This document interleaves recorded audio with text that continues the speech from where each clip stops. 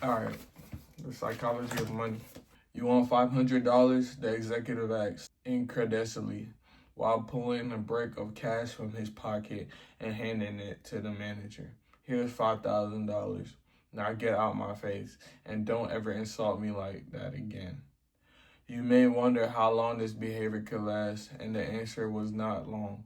I learned years later that he went broke. The premise of this book is that doing well with money has a little to do with how smart you are and a lot to do with how you behave. And behavior is hard to teach, even to really smart people. A genius who loses control of their emotions can be a financial disaster. The opposite is also true. Ordinary folks with no financial education can be wealthy if they have a handful of behavioral skills that have nothing to do with formal measures of intelligence. My favorite Wikipedia entry begins: Ronald James Reed was an American philanthropist, investor, janitor, and gas station attendant. Ronald Reed was born in rural Vermont. He was the first person in his family to graduate high school, made all the more impressive by the fact that he hitchhiked to campus each day. For those who knew Ronald Reed, there wasn't much else worth mentioning. His life was about as low key as they come. Reed fixed cars at gas station for 25 years and swept floors at J.C. Penney for 17. He bought a two-bedroom house for 12,000 at age of 38 and lived there for the rest of his life. He was a widow at age 50 and never remarried. A friend recalled that his main hobby was chopping firewood. Reed died in 2014, aged 92, which is when the humble rural janitor made international headlines. 2,813,503 Americans died in 2014. Fewer than 4,000 of them had a net worth of over 8 million when they passed. Ronald Reed was one of them. What? It's kind of interesting. In his will, the former janitor left 2 million to his stepkids and more than 6 million to his local hospital and library. Those who knew Reed was baffled. Where did he get all of that money? It turned out there was no secret. There was no lottery win and no inheritance. Reed saved what little he could and invested it in blue chip stocks. Then he waited for decades on end. His tiny savings compounded into more than 8 million. That's it, from janitor to philanthropist. A few months later, before Reed died, another man named Richard was in the news. Richard Fuscon was everything Ronald Reed was not. A Harvard-educated Merrill Lynch executive with an MBA, Fuscon had such a successful career in finance that he retired in his 40s to become a philanthropist. Former Merrill CEO David Komatsky praised Fuscon's big business savvy, leadership skills, sound judgment, and personal integrity. Crain's business magazines once included him in a 40 under 40 list of successful business people. But then, like the ghost coin skipping tech executive, everything fell apart. In the mid 2000s, Fuscon borrowed heavily, expanded 18,000 square foot home in Greenwich, Connecticut that had 11 bathrooms, 2 elevators, 2 pools, 7 garages, and cost more than $90,000 a month to maintain. Then the 2008 financial crisis hit. The crisis hurt virtually everyone's finances and apparently turned Fuscon into dust. High debt and illiquid assets left him bankrupt. I currently have no income, he alleged, told a bankruptcy judge in 2008. First, his Palm Beach house was foreclosed. In 2014, it was the Greenwich mansion's turn. 5 months before Ronald Reed left his fortune to charity. Whoa. What would y'all do with that much money? Like, do y'all think y'all do what Ronald did?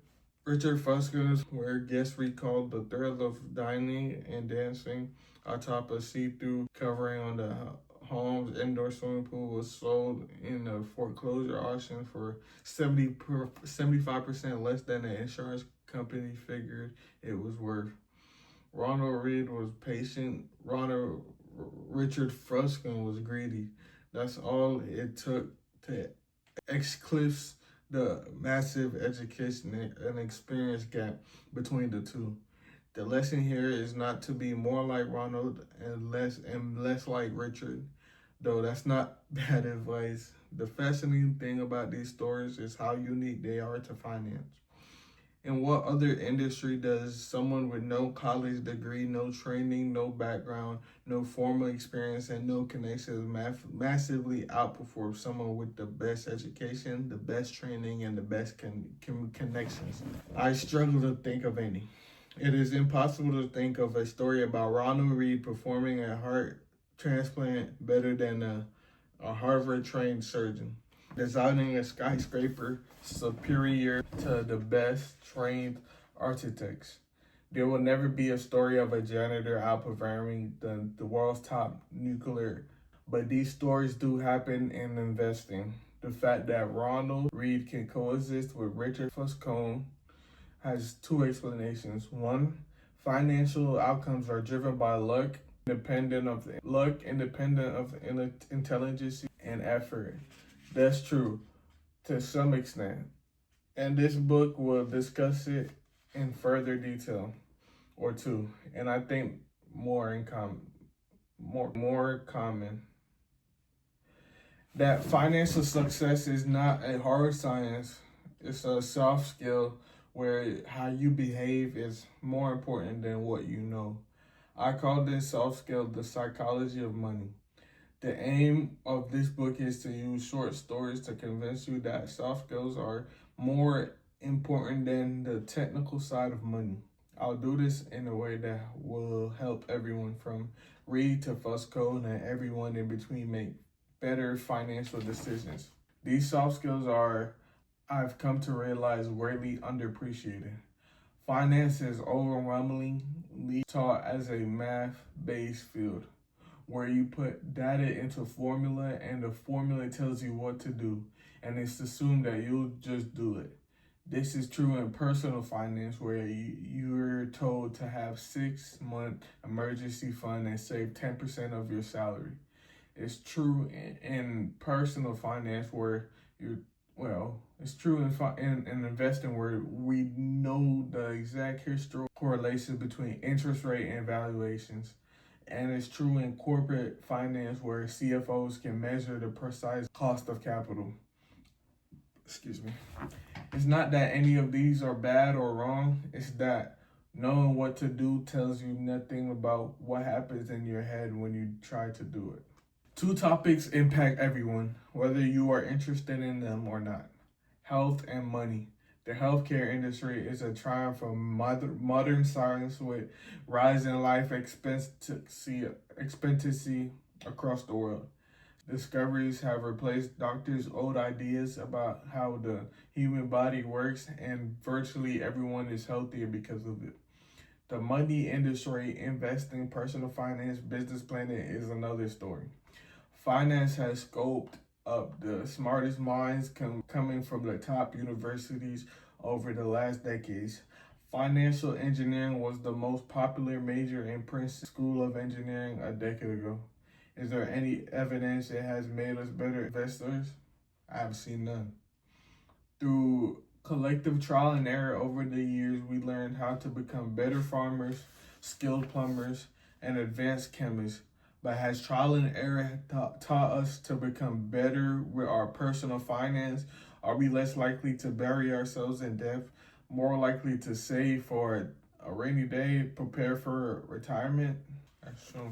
Have realistic views about what money doesn't do to our happiness. I've seen no compelling evidence. Most of the reason why I believe is that we think about and we are taught about money in ways that are too much like physics with rules and laws, and not enough like psychology with emotions and nuance. And that to me is as fascinating as important. Money is everywhere. It affects all of us. and confuses most of us. Everyone thinks about it a little differently. It offers lessons on things that apply to many areas of life, like risk, confidence, and happiness. Few topics offer a more powerful magnifying glass helps explain why people have behaved the way they do their money. It is one of the greatest shows on earth. My own appreciation for the psychology of money by more than a decade of writing on the topic. I began writing about finance in the early 2008. It was the dawn of a financial crisis and the worst recession in 80 years. To write about what was happening, I wanted to figure out what was happening. But the first thing I learned about the financial crisis was that no one could accurately explain what happened or why it happened, let alone know what should be done about it. For every good explanation, there was an equally convincing rebuttal. Engineers can the cause of a bridge collapse because there's an agreement that if a certain amount of force is applied to a certain area, that area will break. Physics isn't controversial, it's guided by laws. Finance is different. It's guided by people's behaviors and how it makes sense to me but look crazy to you. The more I studied and wrote about the financial crisis, the more I realized that you couldn't understand it better through the lens of psychology and history and not finance. To grasp why people bury themselves in debt, you don't need to study interest rates. You need to study the history of greed, insecurity, optimism to get why investors sell out at the bottom of a bear market. You don't need to study the math of expected returns. You need to think about the agony of looking at your family and wondering if your investments are imperiling their future. I love Voltaire's observation that history never repeats itself. Man always does. It applies so well how we behave with money. In 2018, I wrote a report outlining 20 of the most important flaws, bias, and causes of bad behavior I've seen affect people when dealing with money. It was called The Psychology of Money, and over 1 million people have read it. This is a deeper dive into the topic. Some short passages from the report appear unaltered in this book. What you're holding is 20 chapters, each describing what I've considered to be the most important and often counterintuitive features of the psychology of money. The chapters revolve around a common theme, but exist on their own and can be read independently. It's not a long book. You're welcome. Most readers don't finish the books they begin because most single topics don't require 300 pages of explanation. I'd rather make 20 short points you finish than one long one you give up on. On we go. Boom.